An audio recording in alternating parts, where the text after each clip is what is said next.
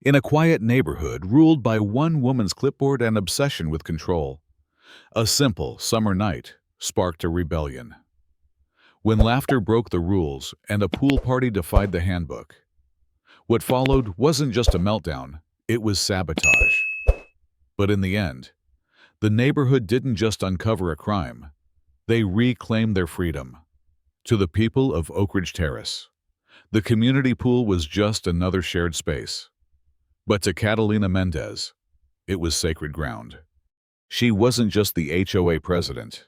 She believed she was its guardian, its protector, maybe even its prophet. With her beige cardigan, tight chignon, and clipboard that had haunted more weekends than rainstorms, Catalina had reshaped the neighborhood in her image. Quiet lawns, neutral paint, trash bins arranged like military units. And the pool, her pride. It had a 32-page rulebook, 14 of which she wrote herself. No music, no splashing above 45 decibels. No children without schedule, pre-approval. No food unless it was sealed and odorless. Every inch of joy had been sterilized, chlorinated to death. Still, no one stopped her, not because they agreed, but because they were tired. The kind of tired that doesn't protest anymore. The kind that shrinks behind fences and whispers, "It's not worth it." But one Saturday night in July, everything shifted. The sun dipped low, the breeze softened, and something in the neighborhood cracked open. Parents brought folding chairs. Kids cannonballed into the water. Someone brought a speaker and played Motown low and sweet. Even Mrs. Agnes Fletcher, who hadn't swum in years, waded in with a smile. It was the first real summer night the pool had seen in years. And Catalina heard the laughter. She stormed in, whistle shrieking like a banshee. She held it between her teeth as she blew and shouted, "The pool is closed! Someone young!" Bold yelled, "Relax!" Karen laughter exploded. "The kind that breaks spell work." Catalina's eye twitched. She stared down at them like a high priestess watching her flock sin.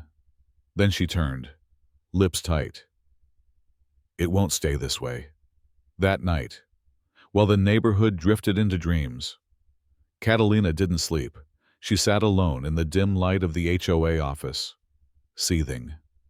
She opened her laptop and typed high-strength pool disinfectant. But what she wanted wasn't sanitation. It was revenge. She found a chemical site, not Amazon, not Walmart, one that sold to specialty clients. She located a corrosive acid used in concrete cleaning strong enough to scar surfaces, if mixed improperly. She drove across town before dawn and picked it up in a brown bottle, unmarked. "You know this stuff can melt through tile," the cashier warned. "I'm cleaning," she replied with a tight smile. At 5:12 a.m., Catalina unlocked the pool gate with her master key. No one around. Not even the birds had woken. She stood over the still water, clutching the bottle like a sacrament. "You want fun," she whispered. "You'll drown in it." And she poured. A hiss. A cloud of vapor. The surface bubbled faintly. She walked away, locking the gate behind her. Her face was still. At 6:47 a.m., Agnes Fletcher arrived for her morning swim. She had her towel over her shoulder, a book tucked under her arm. She loved the quiet, the solitude. She always said the morning pool was where she felt young again. She stepped in and screamed. The sound was raw, primal. Her foot had hit the water and blistered instantly. She fell back, clutching her leg, crying in pain. Neighbors ran in. The water reeked of chemicals. Liam Torres noticed the vapor. Manuel Ortega, the part-time janitor, dipped a testing pole in. It melted. "No way, that's chlorine," he muttered. Stepping back, within minutes, the pool was surrounded. Sirens were called. Kids cried. Phones filmed. The air felt dangerous. And then Catalina appeared, holding her clipboard. "Oh my goodness," she said. "What happened here?" But her voice was too smooth, too planned. Liam looked at her. You did this. That's absurd, she snapped. Why would I? He pointed to the camera, mounted on the pool house, installed by Catalina herself last spring. We'll check.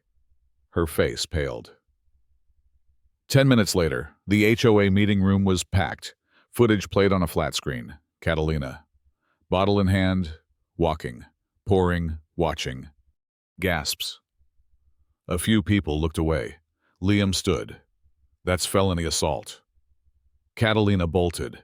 She sprinted down the sidewalk, flip-flops smacking pavement. Her bun came loose.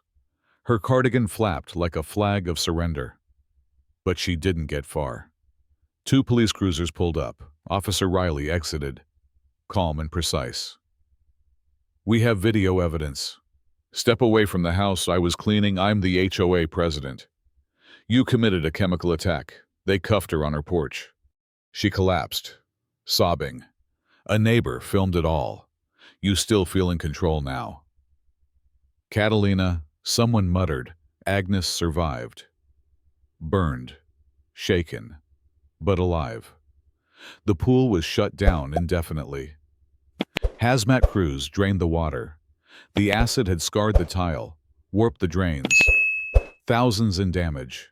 An emergency meeting was called. A proposal dissolved the HOA. It passed, unanimous. Catalina was charged with vandalism, chemical assault, and reckless endangerment. Her defense attorney tried to argue emotional duress. The court didn't buy it. She was sentenced to 5 years with mandatory psychological evaluation. She never returned.